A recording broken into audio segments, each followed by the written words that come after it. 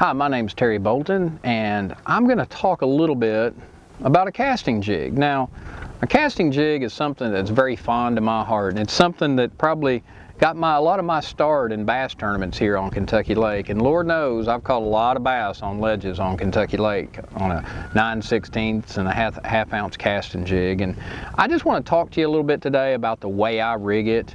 I like to keep my jig colors pretty simple. Black and blue, black and brown, green pumpkins. I like to keep my colors pretty simple, but as you can see, I have a lot of different colored chunks. And I have different size chunks. And the reason being is I can take, that's a big zoom salty chunk, and I can put that chunk onto my jig. And what it does, it gives that jig a great big profile. And number one, it slows the fall. So if I'm fishing in dirty water or colder water where I want the jig to fall slower, I can go with a big chunk. Now, if I get up into the summer and I'm fishing deeper and I want to get more of a reaction bite, I can go with that small chunk. And what that does, that's less plastic, gives it a much more compact look, gives it a faster fall. Same color jig, I've just put a smaller blue chunk on. Then also we have the Pro chunk, which is kind of an in-between.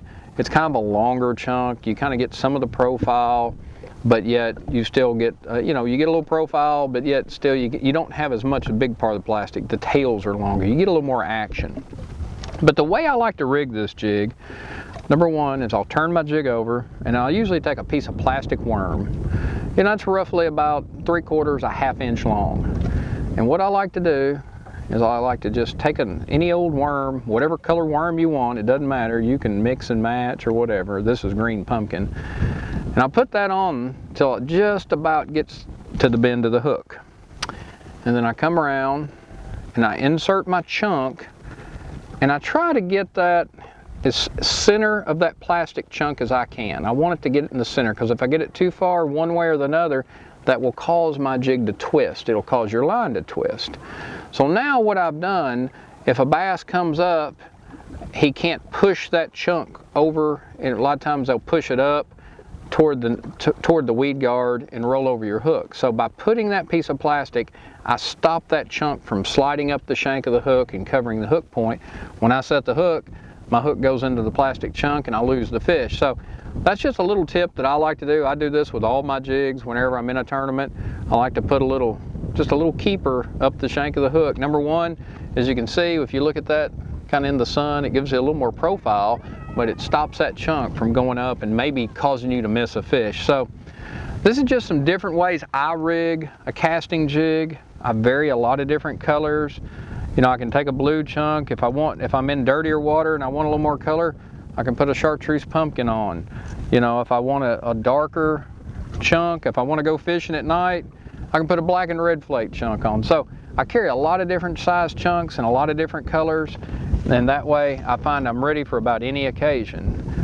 And the way I like to fish this, probably one of my favorite ways is a high-speed 8-to-1 lose reel. This is a Pro TI, and I've got that coupled with a 7/2 lose ledge jig worm rod, and that's a moderate action rod. And what that means is, if you look, this rod's got a little bit of tip to it. I don't know if you can see that. Let me see if I can hold it down here. But that rod's got a little bit of flex to it, and you can see right in here it starts to get into the backbone. It doesn't have much movement. And what that tip does, that tip allows you to cast that bait out, but it also allows you to feel. But what you want to have some feel, but whenever you pick up and that fish has that jig, you want to be able to rear back and set the hook in it, and you want to get good positive pressure. So that's just the way I like to fish a casting jig. So go out there, buy you some different size, color zoom chunks, get some casting jigs, get out here, play around with it, and you can take this idea here, this box, you can fish with this from the coldest of weather to the hottest of weather, and you can catch a lot of bass.